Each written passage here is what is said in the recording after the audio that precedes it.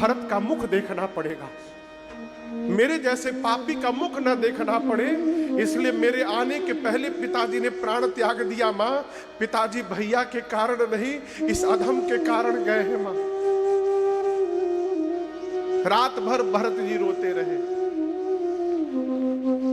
एक ही बात कहते हैं कि मोरा जनमा रघु बर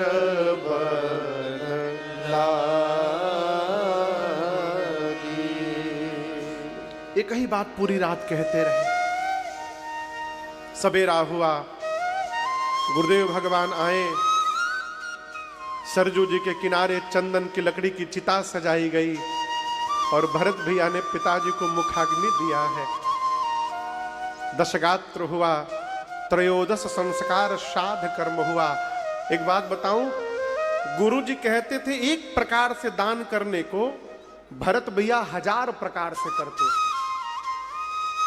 गोस्वामी जी को यहां तक लिखना पड़ा कि भरत जी ने पिताश्री का जो श्राद्ध किया, 1,00,000 मुख से उसका वर्णन नहीं हो सकता।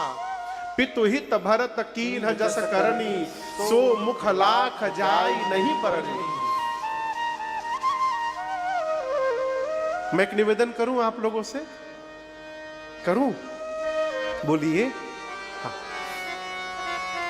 श्राद्ध कर्म ना बहुत श्रद्धा से करनी चाहिए। श्रद्धा शब्द से ही श्राद्ध की उत्पत्ति हुई है।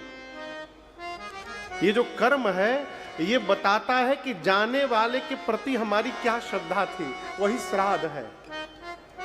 और इसमें एक और निवेदन करूंगा, मरने के बाद श्रद्धा दिखाइए चाहे मत दिखाइए, जब तक माई बाप जीवित है तब तक श्रद्धा अवश्य दिखाइए।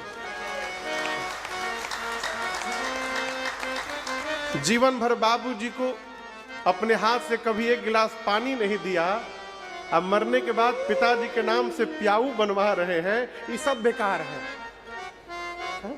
कोई मतलब नहीं। माई बाप जीवित है तो जो जो करना है कर जाइए। अवसर नहीं मिलेगा हो। धरती पर सबसे सौभाग्यशाली जीव है वो, जिसको घर में कोई आशीर्वाद देने वाला है? ये जो ऊपर छत है ना, ये रहता है तो इसका महत्व नहीं पता चलता। जब ये समाप्त हो जाता है ना, तब इसके महत्व का पता चलता है। इसलिए माई बाप है जब तक जीवित, आप सौभाग्यशाली हैं। भगवान को बाद में प्रसन्न करिए, जन्म देने वाले माता पिता को पहले प्रसन्न करिए, भगवान अपने आप प्रसन्न हो जाएंगे।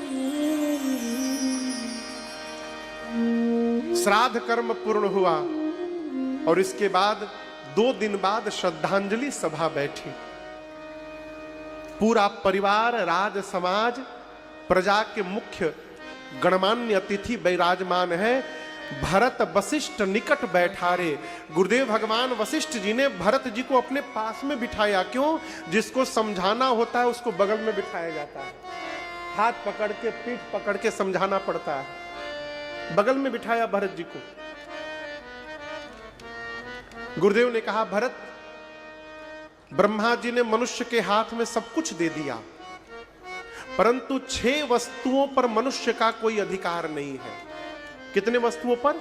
6 वस्तुओं। हानि, लाभ, जीवन मरण, यश अपयश, विधि हाथ। व्यापार में हम और आप धन लगा सकते हैं। धन लगाने के बाद हानि होगी कि लाभ, ये हमारे आपके हाथ में नहीं, विधाता के हाथ में। कौन जन्म लेगा, कौन मरेगा, ये विधाता के हाथ में। कब जीवन में यश मिलेगा और कब अपयश प्राप्त होगा, ये विधाता के हाथ में। कर्ज जानलेवा हो सकता है, पर हर कर्ज का उपाय है। जब मेरे